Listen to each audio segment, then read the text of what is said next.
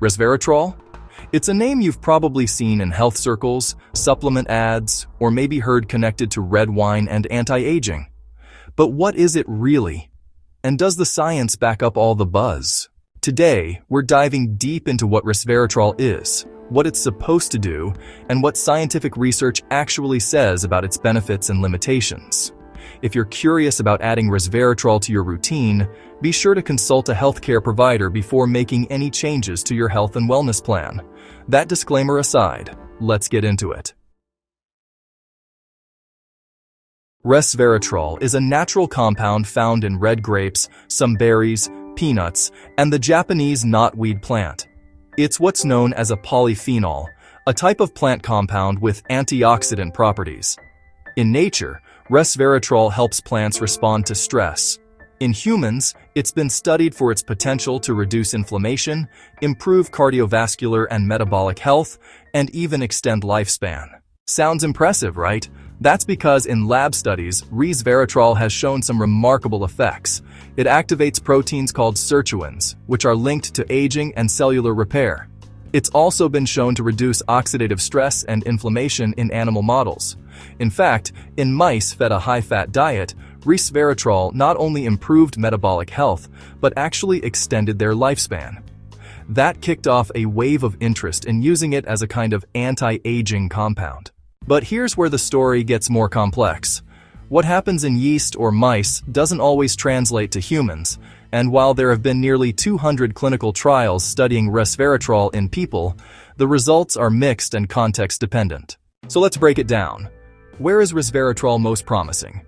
And where is the hype getting ahead of the evidence? First, cardiovascular and metabolic health. In people with type 2 diabetes or metabolic syndrome, high doses of resveratrol, often around 1,000 milligrams per day, have been shown to reduce fasting blood sugar, lower blood pressure, and improve insulin sensitivity. Some studies have also found reductions in inflammatory markers like C-reactive protein. These effects seem to be most pronounced in people who already have elevated blood sugar or blood pressure. In healthier individuals, the effects are far less noticeable, or sometimes not there at all. Resveratrol also appears to support blood vessel health. Studies in people with cardiovascular risk factors have shown improved endothelial function, which means better dilation of blood vessels and improved circulation. This could, over time, support heart health, though again, the studies are relatively short-term and don't yet prove that resveratrol reduces heart attacks or strokes. When it comes to longevity, the million-dollar question, the answer is, we don't know yet. While resveratrol activates longevity-related pathways in animals and improves health markers, no study has shown that it extends human lifespan. One large observational study actually found that people with higher dietary resveratrol intake, mostly from wine, were no healthier or longer-lived than those with lower intake. So at typical dietary levels, the impact is likely minimal. Whether high-dose supplementation changes that? Still an open question.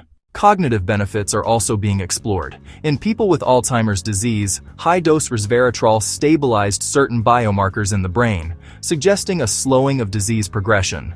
However, it didn't lead to measurable improvements in memory or cognition. Other studies in healthy older adults show possible improvements in blood flow to the brain, and maybe some small cognitive gains, but nothing definitive yet. Promising? Yes. Proven? Not yet. What about safety?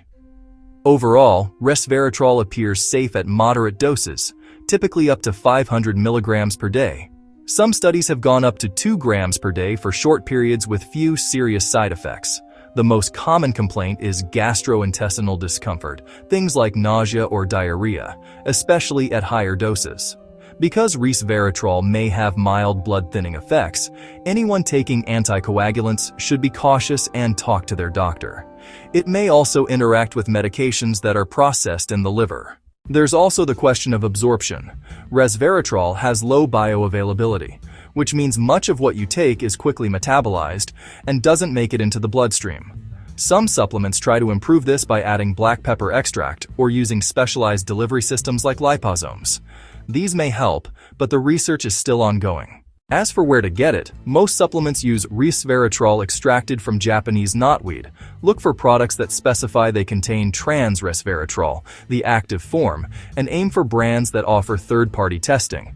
If the supplement includes bioavailability enhancers like piperine, that could be a plus, but check with your doctor if you're on medications, since piperine can affect drug metabolism.